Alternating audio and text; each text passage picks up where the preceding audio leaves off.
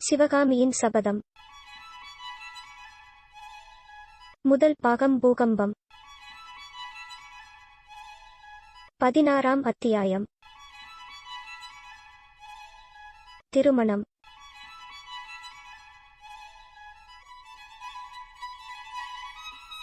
பலகையில் உட்கார்ந்த பிறகும் சிவகாமி வேறு பக்கம் முகத்தை திருப்பிக் கொண்டிருப்பதை பார்த்த நரசிம்மர், இன்னும் என்ன கோபம் சிவகாமி? இப்படி நீ பிடிவாதம் பிடிக்கும் பட்சத்தில் என்னிடம் உனக்கு பிரியம் இல்லை என்றுதான் எண்ணிக்கொள்வேன் என்றார். சிவகாமி உடனே திரும்பி நரசிம்மரின் முகத்தை ஏறிட்டு பார்த்து, உங்களுக்கு மட்டும் என்னிடம் பிரியம் இருக்கிறதா?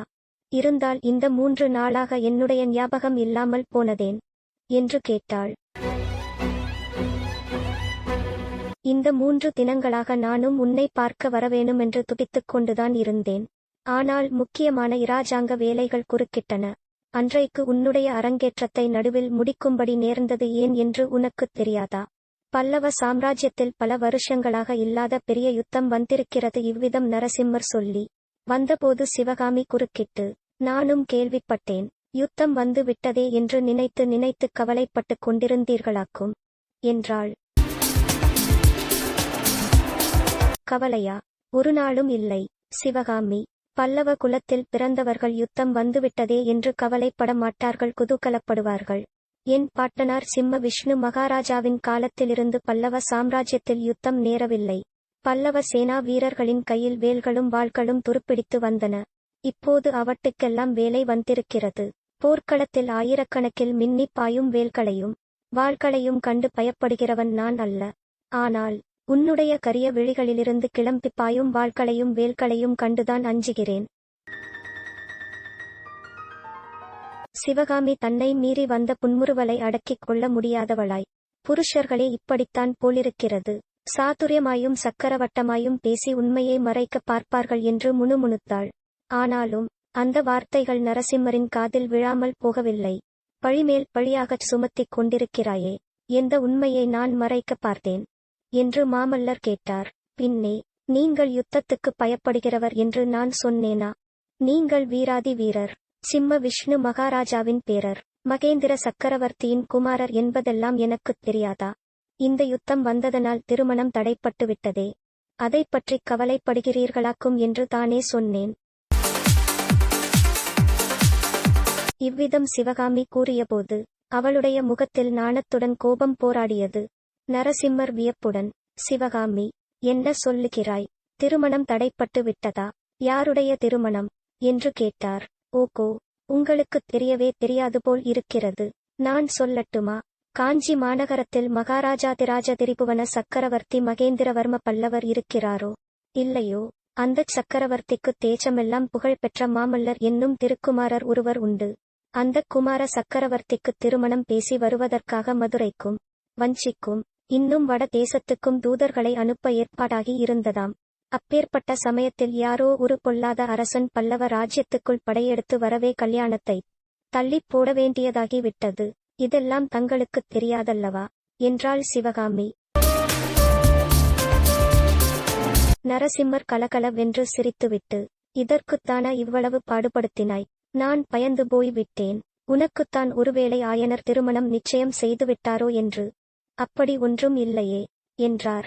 சிவகாமி கண்களில் கபடக் குறும்பு தோன்ற அவரை பார்த்து, ஏன் இல்லை? என் தந்தை கூட அடிக்கடி என் கல்யாணத்தை பற்றி பேசிக்கொண்டுதான் இருக்கிறார். அவரிடம் சிற்ப வேலை கற்றுக்கொள்ளும் கெட்டிக்கார சீடப்பிள்ளை ஒருவனை பார்த்து என்னை மணம் செய்து கொடுக்கப் போகிறாராம் என்றாள். ரொம்ப சந்தோஷம். உன் தந்தை நிஜமாக அப்படி சொன்னாரா? அவரை உடனே பார்த்து என்னுடைய நன்றியை அவருக்குத் தெரிவித்துக் கொள்ள வேண்டும் என்று நரசிம்மர் கூறிய மறுமொழி சிவகாமியை திடுக்கிடச் செய்தது. அவள் தொடர்ந்து கலக்கமுற்ற குரலில், ஆனால் நான் அதற்குச் சம்மதிக்கவில்லை. எனக்கு கல்யாணமே வேண்டாம். நான் புத்த பிக்ஷுனி ஆகப் போகிறேன் என்று அப்பாவிடம் சொல்லிவிட்டேன் என்றாள். என்ன, நீயா புத்த பிக்ஷுனி ஆகப் போகிறாய்? ஆயனர் மகளா இப்படி பேசுகிறது? சிவபெருமானும் திருமாலும் உனக்கு என்ன தீங்கைச் செய்தார்கள்? சிவகாமி, நம் திருநாவுக்கரசர் பெருமானின் தேனினும் இனிய சைவத் திருப்பாடல்களை நீ கேட்டிருக்கிறாயே. குனித்த புருவமும் கொவ்வைச் செவ்வாயும் என்ற தெய்வீக பாடலுக்கு அபிநயங்கூடப் பிடித்தாயே. அப்படியிருந்தும் புத்த பிக்ஷுனி ஆக வேண்டுமென்ற எண்ணம் உன் மனத்தில் எப்படி உதித்தது என்று நரசிம்மர் சரமாரியாய்ப் பொழிந்தார். எனக்குச் சிவன் பேரிலும் திருமாலின் பேரிலும் வெறுப்பு ஒன்றுமில்லை. கல்யாணத்தின் பேரிலேதான் வெறுப்பு. புத்த பிக்ஷுனியாகி நான் தேச யாத்திரை செய்யப்போகிறேன் என்று சிவகாமி தலை குனிந்த வண்ணம் கூறினாள்.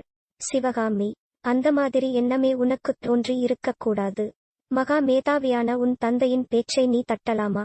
அவருடைய விருப்பத்தின்படி அவருடைய சீடர்களில் மிகவும் கெட்டிக்காரன் எவனோ அவனை நீ மனம் புரிந்து கொள்ளத்தான் வேண்டும் என்று நரசிம்மர் கடுமையான குரலில் சொன்னார்.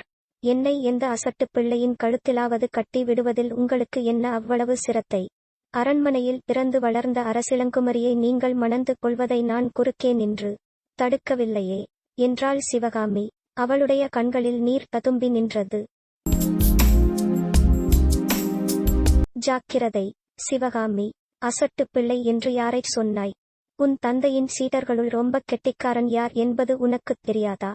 ஆயனர் எத்தனையோ தடவை குமார சக்கரவர்த்திக்குச் சிற்பக்கலை வருவது போல் வேறு யாருக்கும் வராது என்று சொல்லியதில்லையா? ஆயனரின் சீடர்களில் மிகவும் கெட்டிக்காரனுக்கு உன்னை மணம் செய்து கொடுப்பதாயிருந்தால் எனக்குத்தானே கொடுக்க வேண்டும். அதற்காக உன் தந்தைக்கு நான் நன்றி செலுத்த வேண்டாமா என்று நரசிம்மர் கூறியபோது அவருடைய முகத்தில் குறும்பும் குதூகலமும் தாண்டவமாடின. சிவகாமியோ சட்டென்று பலகையிலிருந்து எழுந்து நின்றாள். பிரபு, இந்த ஏழைப் பெண்ணுக்கு ஏன் வீண் ஆசை காட்டுகிறீர்கள் என்று கூறி மேலே பேச முடியாமல் விம்மி அழத் தொடங்கினாள். நரசிம்மவர்மர் அவளுடைய கரங்களைப் பிடித்து மறுபடியும் பலகையில் தம் அருகில் உட்கார வைத்துக் கொண்டு, சிவகாமி, என்னை நீ இன்னும் தெரிந்து கொள்ளவில்லையா? இப்படி நீ கண்ணீர் விடுவதைப் பார்க்கும் போது என்று கூறுவதற்குள் சிவகாமி விம்மிக் கொண்டே, பிரபு, இது ஆனந்தக் கண்ணீர், துயரக் கண்ணீர் அல்ல என்றாள்.